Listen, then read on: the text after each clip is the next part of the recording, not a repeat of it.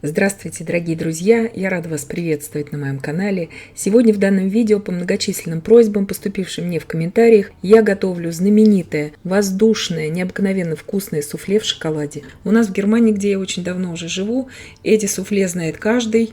Называются они у нас Schaumküsse, то есть пенные или воздушные поцелуи. Родина вообще этого десерта считается Дания, там он называется флёеболе. В Израиле этот десерт называется крембо. В разных странах по-разному. У нас в Германии каждый буквально знает, естественно, этот десерт. Дикманс, Schaumküsse. И готовятся они в очень больших производственных масштабах, эти суфле. Сегодня я делюсь, как их приготовить дома. И получатся они даже еще гораздо более вкусными и воздушными, чем производственные. Готовятся они совсем несложно. Сейчас я вам для сравнения покажу, как выглядит это производственно из упаковки, кто не видел никогда. То есть это ни в коем случае не зефир. По сути, это белково-заварной крем в шоколаде внутри. Есть еще нюансы, как сохранить его более устойчивым, я сейчас покажу. Вот такой он получается воздушный внутри, этот десерт, в таком хрупком шоколадном корпусе. Это ни в коем случае не зефир в шоколаде, это гораздо нежнее, чем зефир в шоколаде. Внизу, естественно, для основы у нас вафелька будет, и я покажу, как все это сделать. Итак, я здесь взяла обычный вафельный корж, покупной. Вырубаю сейчас вырубкой. Примерно такой же диаметр, как у производственных суфле. Производственный 5 см в диаметре вот эта вафелька. У меня будет 4 примерно и 7 см, то есть практически такой же диаметр, чуть поменьше. Вырубаю, мне понадобится 24 штуки для того количества белка, которое я буду использовать. То есть на 4 белка я буду готовить. Естественно, вместо вафли вы можете использовать любую основу, и печенье, и все, что вам нравится. Можете покупные, можете сами испечь. Все, как вы захотите. Главное, подготовить их сразу же положить на то место, где вы будете отсаживать уже это суфле на эти вафельки, чтобы суфле у вас не опадало, по сути, вот этот крем, который мы сейчас приготовим. Я разделяю 4 яйца на желтки и белки. Яйца у меня здесь среднего размера, весом без скорлупы примерно по 50 грамм. И нужно смотреть, чтобы ни капли желтка не попало в белки. Сейчас я отливаю в эту миску, где я уже буду взбивать, 120 грамм белка. Естественно, яйца я предварительно хорошо промываю и обязательно дезинфицирую их спиртом, то есть скорлупу яиц. Вся посуда, в которой мы работаем, должна быть полностью обезжирена. Здесь у меня на 3 грамма больше, но это не критично. 240 грамм сахара я беру, то есть вдвое больше, чем количество белка. Добавляю туда 80 грамм воды. Именно в граммах говорю все, чтобы вам удобнее было.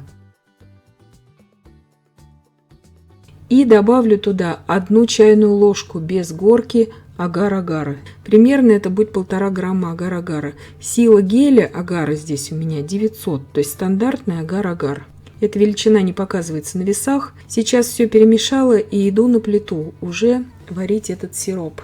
Белки также уже ставлю рядом, чтобы мне удобно потом было все это взбивать. Как только у меня сироп закипел, начинаю взбивать белки. То есть сироп должен полностью закипеть, не просто с одной стороны. И я его периодически перемешиваю именно из-за того, что он содержит в себе агар. Потому что если был бы просто сироп, мы его не перемешиваем. В белки я добавляю пакетик ванильного сахара 8 грамм. И вот с момента, как у меня закипел сироп, я буду взбивать белки примерно 1 минуту 20 секунд. Сироп постоянно варю на полном огне. Когда у меня прошла минута 20 секунд, я добавляю 1/4 чайной ложки лимонной кислоты в сироп. Это нужно сделать обязательно. Довожу сироп до температуры 115 градусов Цельсия, это примерно еще 30 секунд проходит. И вливаю тонкой струйкой бережно с края в белки. Постоянно взбиваю белки на полной скорости, на самой высокой скорости. Сироп вливаю в белки. Естественно, это удобнее всего делать в планетарном миксере, но показываю для тех, у кого очень мало мощный миксер, как вот здесь у меня в видео, чтобы вам все было понятно. И с того момента, как я ввела сироп в белки, я взбиваю все это примерно 1 минуту 40 секунд. Я перешла здесь просто на стол, чтобы вам было более понятно. И смотрите, уже даже, можно сказать, в начале взбивания уже начинают образовываться пустоты. Итак, взбиваю я минуту 40 секунд после введения сиропа моим миксером 300 Вт. Должна получиться очень красивая, устойчивая, глянцевая, белоснежная меренга. Вот такой результат у нас должен получиться, который прекрасно держит пики, с которым можно сейчас отсаживать любые украшения, любые цветы и так далее. Для изготовления этого десерта вы можете просто взбить очень устойчивый белково-заварной крем без использования агар-агара или желатина, без всего. Просто белковый крем, итальянскую меренгу. Беру я здесь две насадки. Вот такую насадку круг 1 см на выходе и насадку 7 FT, вот такую с зубчиками. Сразу же ничего здесь не жду. Я сразу начинаю перекладывать этот крем, по сути белково-заварной, на агаре уже в кондитерский мешок. Я вам, конечно же, оставлю ссылки на подробнейшие рецепты приготовления белково-заварного крема итальянской меренги в описании под данным видео. Пройдите и посмотрите, у кого, допустим, нет вообще агар-агара. И сразу на подготовленные заранее вафли я отсаживаю вот такие шапочки. Они должны быть примерно тоже сантиметров 5-6 в высоту, как это идет у оригинального изделия. Вы можете меньше их делать, больше, все как вам нравится.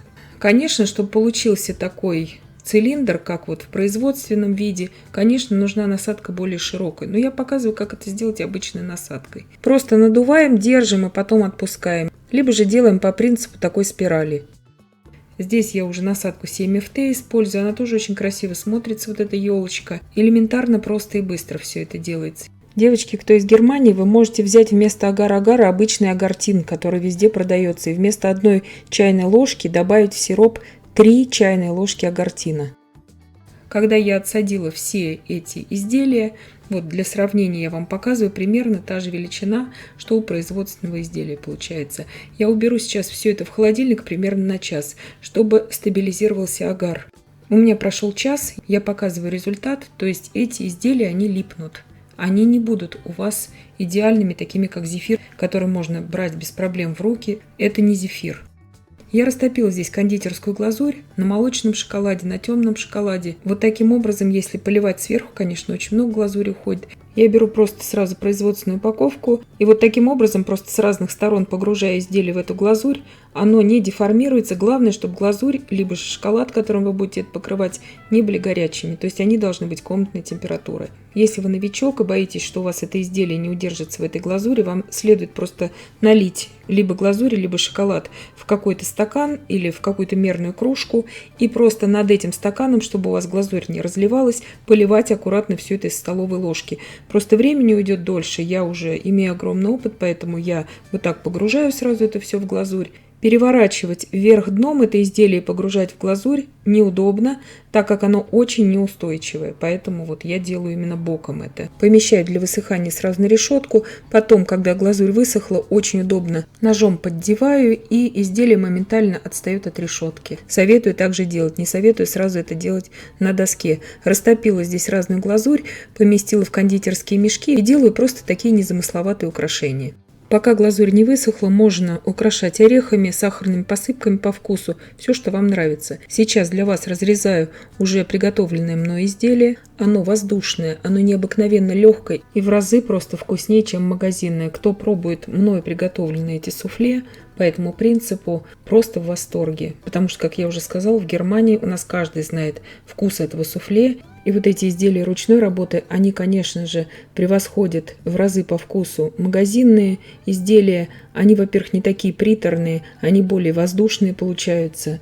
Конечно, в магазинное суфле добавлены влагоудерживающие агенты. Суфле это прекрасно можно хранить несколько суток в холодильнике. Его также можно бережно в коробочках транспортировать. Сразу отвечая на вопрос в комментариях. Конечно же, глазурь можно сделать просто из шоколада и растительного масла. На 200 грамм шоколада берем 20 грамм растительного масла либо кокосового жира.